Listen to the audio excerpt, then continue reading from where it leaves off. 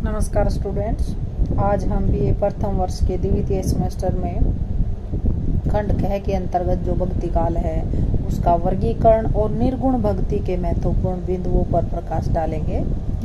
आचार्य रामचंद्र शुक्ल जी ने भक्ति काल का वर्गीकरण दो धाराओं में किया है, निर्गुण धारा और सगुण धारा।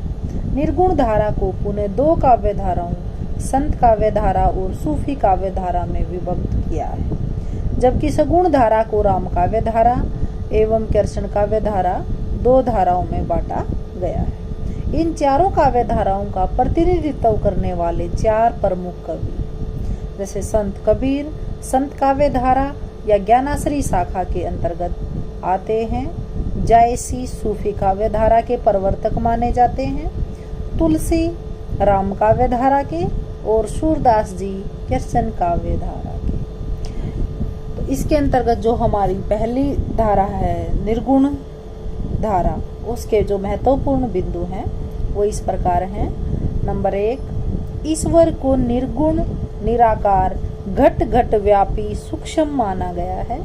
नंबर 2, निर्गुणोपासना में भक्ति का आलम्बन निराकार है, फलत वह जन साधारण के लिए ग्राह्य नहीं है। नंबर 3, सामान्यतः निर्गुण भक्ति का संबंध ज्ञान मार्ग से जोड़ा जाता है। निर्गुण भक्ति में गुरु को विशेष महत्व दिया जाता है। निर्गुण एवं निराकार ब्रह्मा से भावात्मक संबंध जोड़कर रहस्यवाद को काव्य में निर्गुण परंपरा के भगत कवियों ने स्थान दिया है। ईश्वर के नाम की महत्ता पर निर्गुण भगत कवियों ने बल दिया है। निर्गुण भक्ति में माधुर्य भाव का समावेश होने पर रहस्यवाद का उदय होता है। जिस प्रकार अधिकांश व्यक्ति ज्ञान मार्ग पर नहीं चल सकते, उसी प्रकार निर्गुण भक्ति और रहस्यवादी प्रेम साधना को भी स्वीकार नहीं कर सकते।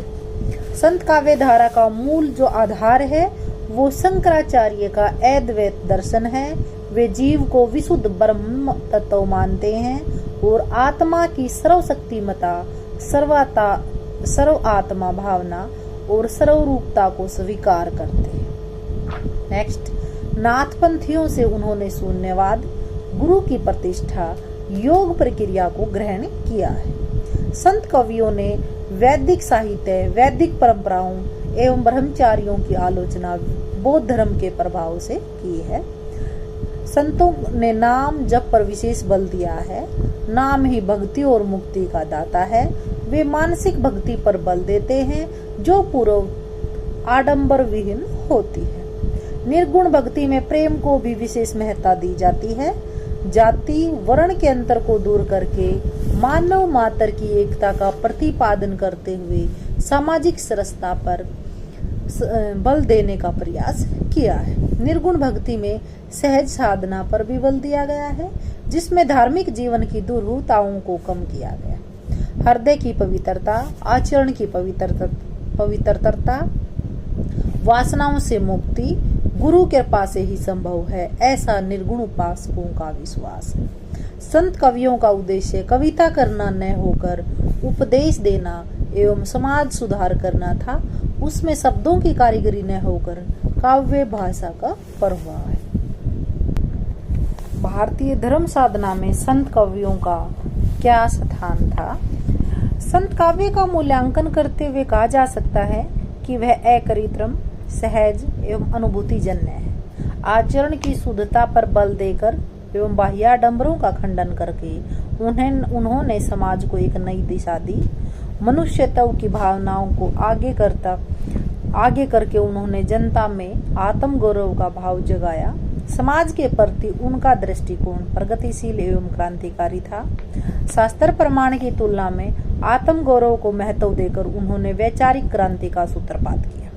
कबीर जैसे कवि किसी भी भाषा के गौरव हैं। मानवता को ऊंचा आदर्श पर प्रतिष्ठित करने के लिए उन्होंने जो क्रांतिकारी विचार प्रस्तुत किए, वे उनकी मानवता को सिद्ध करने के लिए पर्याप्त माने जा सकते हैं। सामाजिक विसंगतियों, धार्मिक विडंबनाओं, रूढ़िवादी विचारों एवं अंधविश्वासों का खंडन करते हुए संत कवियों ने समाज को सशक्त, निर्दोष एवं कल्याणकारी मार्ग पर अग्रसर किया। भारतीय धर्म साधना में संतों का महत्वपूर्ण स्थान है। जीव, ब्रह्मा, जगत और माया के संबंध में उनके विचार भारतीय दर्शन की परंपरा के अनुरूप है। कबीर में आत्मा की विरहाकुलता आत्म शुद्धि से संपृक्त है।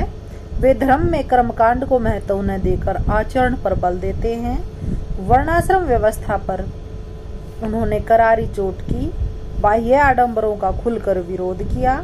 कबीर भले ही पढ़े लिखे न हों, पर वे बहुश्रुत अवश्य थे। उन्हें जहाँ से जो कुछ भी अच्छा लगा उसे सहर्ष ग्रहण कर लिया। यही कारण है कि संत काव्य पर नाथपंथियों, अद्वैतवाद, वैष्णव धर्म, बौद्ध धर्म, सिद्ध संप्रदाय का प्रभाव परिलक्षित होता है।